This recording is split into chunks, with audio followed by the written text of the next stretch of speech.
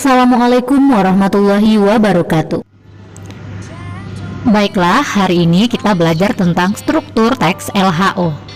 Nah, struktur teks LHO itu terbagi atas 3 bagian. Apa saja ketiga struktur tersebut?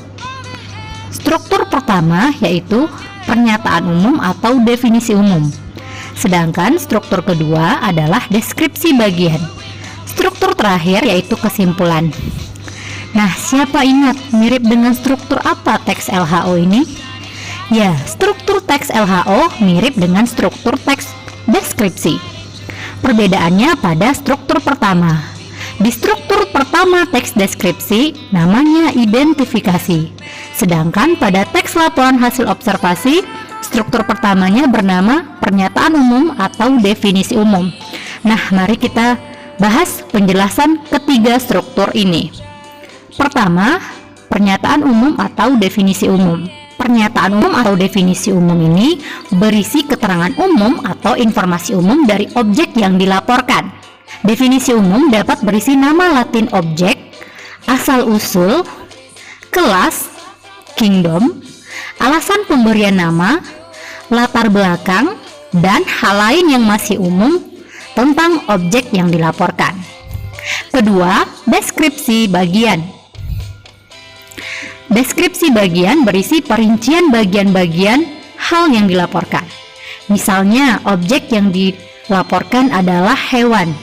Berdasarkan objek tersebut, kita dapat merinci per bagian dari hewan tersebut mencakup ciri fisik, habitat, makanan, perilaku, dan lain-lain. Kita bisa mengambil rujukan dari buku ilmiah seperti ensiklopedia untuk menambah data dan informasi tentang objek yang kita laporkan.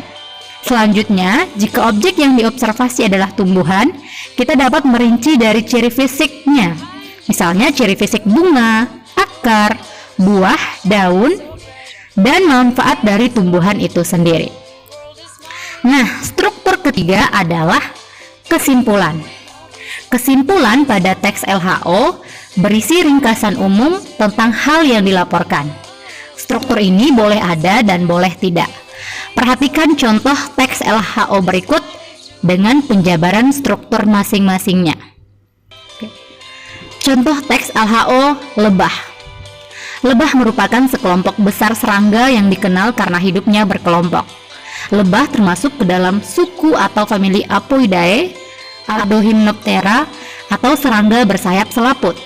Di dunia terdapat sekitar 20 spesies lebah dan dapat ditemukan di setiap benua kecuali Antartika.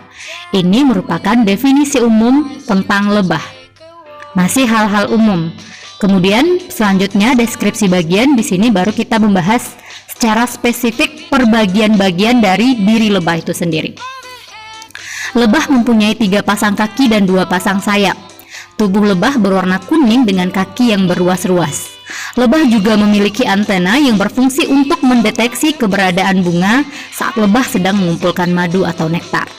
Perilaku lebah sangat ditentukan oleh lebah betina karena lebah betina memiliki peran penting dalam kelompok ini. Beberapa lebah betina spesies tertentu bahkan hidup sendiri atau soliter dan sebagian lainnya dikenal memiliki perilaku sosial. Lebah soliter membangun sendiri sarangnya dan mencari makan untuk keturunannya tanpa bantuan lebah lain, dan biasanya mati atau meninggalkan sarang pada saat keturunannya belum menjadi lebah dewasa. Kadangkala beberapa spesies lebah soliter memberi makan dan merawat anaknya tanpa memberikan cadangan makanan bagi anaknya. Bentuk hubungan seperti ini dikenal dengan istilah subsosial. Ini sudah merupakan bagian dari deskripsi bagian.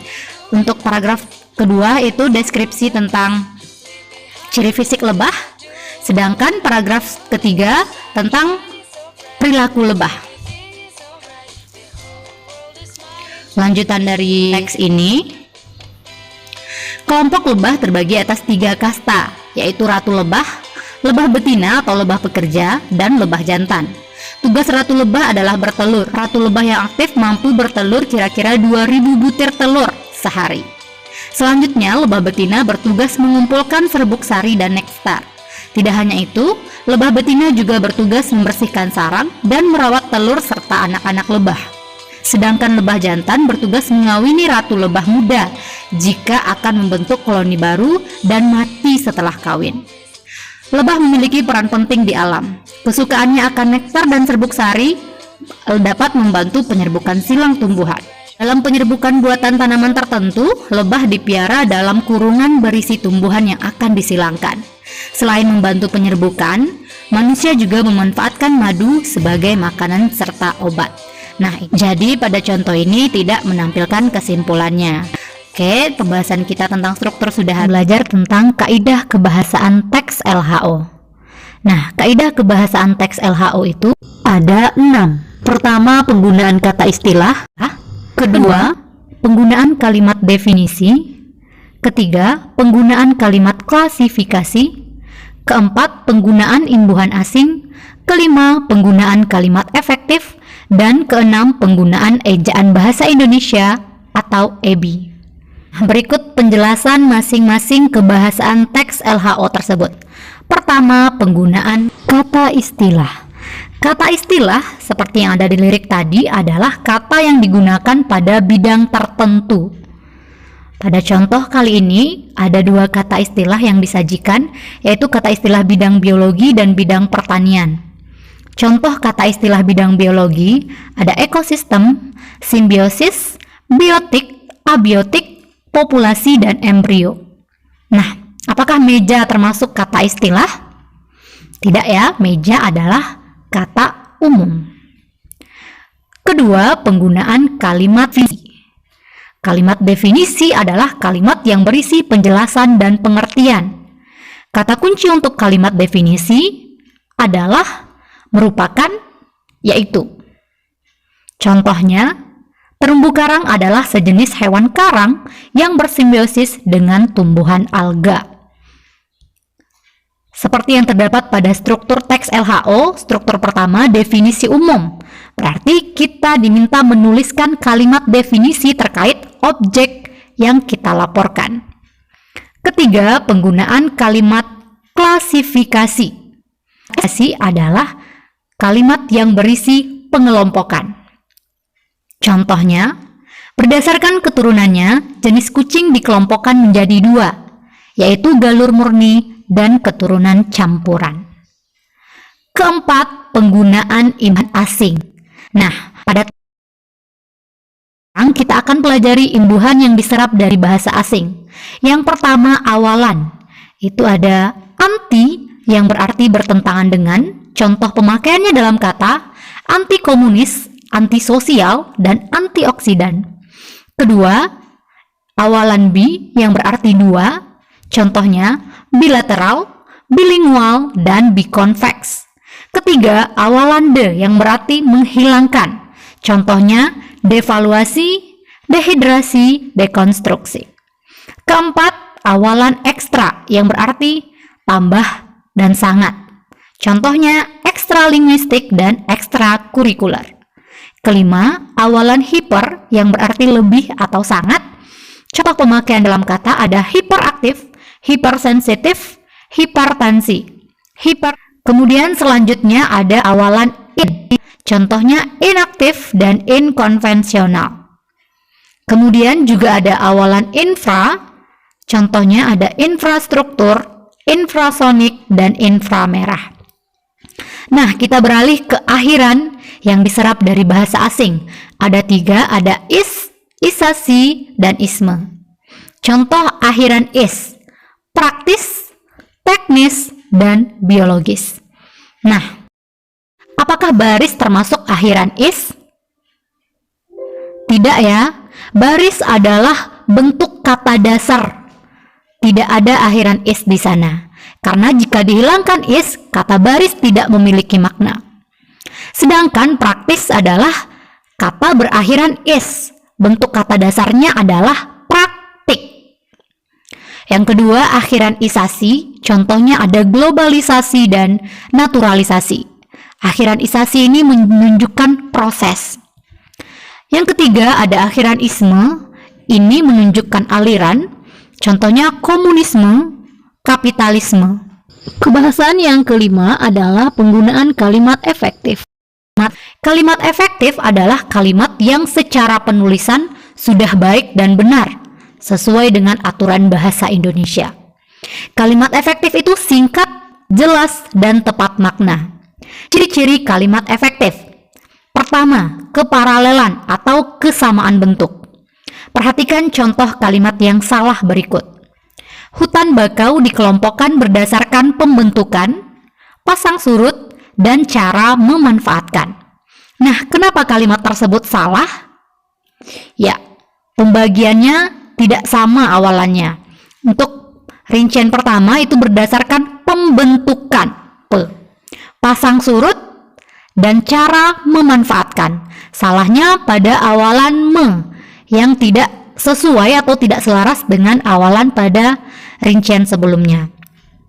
Perbaikannya, hutan bakau dikelompokkan berdasarkan pembentukan, pasang surut, dan cara pemanfaatan. Yang kedua, kehematan. Perhatikan contoh kalimat yang salah berikut. Para tamu-tamu disilahkan duduk. Kenapa kalimat tersebut salah? Ya, dia menggabungkan dua kata yang bermakna sama, mendempet dua kata yang bermakna sama dalam satu kalimat, yaitu para tamu-tamu. Para sudah berarti banyak, tamu-tamu juga berarti banyak tamu.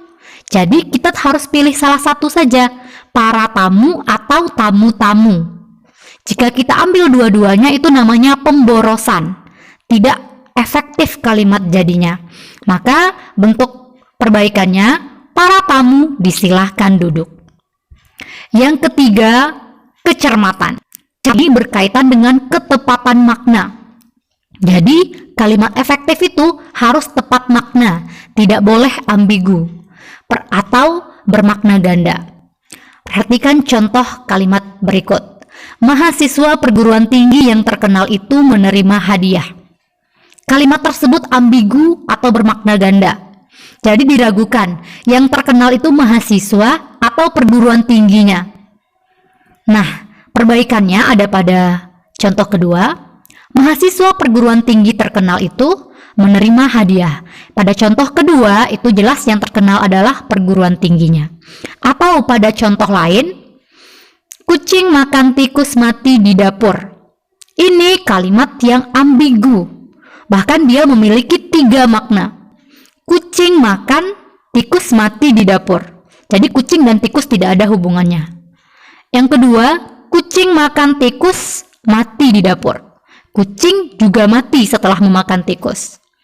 Yang ketiga, kucing makan tikus mati di dapur. Jadi kucingnya tidak mati, tikusnya yang sudah mati yang dimakan kucing. Itu kalimat yang ambigu, bermakna ganda. Jadi kita harus menulis kalimat yang hanya memiliki satu makna saja. Jadi pesan yang ingin kita sampaikan pada kalimat tersebut itu juga yang diterima oleh pembaca. Selanjutnya, penggunaan ejaan bahasa Indonesia.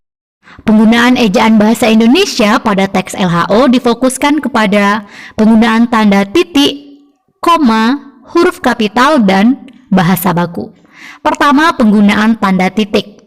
Tanda titik digunakan untuk mengakhiri kalimat pernyataan di belakang angka atau huruf dalam suatu bagan, memisahkan jam, menit, dan detik yang menunjukkan jangka waktu, dan memisahkan bilangan ribuan atau kelipatannya.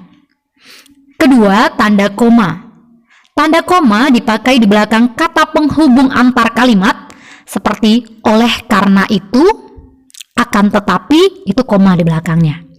Di antara unsur perincian, misalnya saya membeli buku, koma, pena, koma, pensil, itu unsur perincian.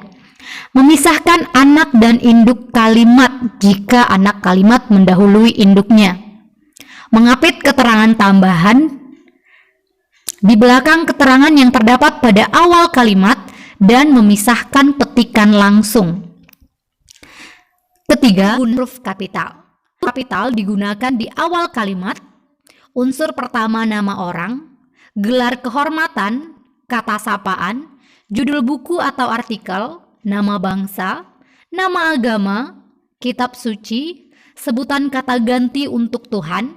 Nah, jadi yang Maha Esa, setiap Huruf pertama unsur nama Tuhan itu kapital, Y kapital, M kapital, E kapital, karena itu kata ganti yang acuannya merujuk kepada Tuhan. Nama geografi, nama hari, bulan, tahun, hari besar, dan dokumen resmi negara. Terakhir, kata baku. Nah, kata baku adalah kosakata yang penulisannya sesuai dengan Kamus Besar Bahasa Indonesia. Jadi kita harus Itulah materi tentang kaidah kebahasaan teks laporan hasil observasi. Terima kasih. Wassalamualaikum warahmatullahi wabarakatuh.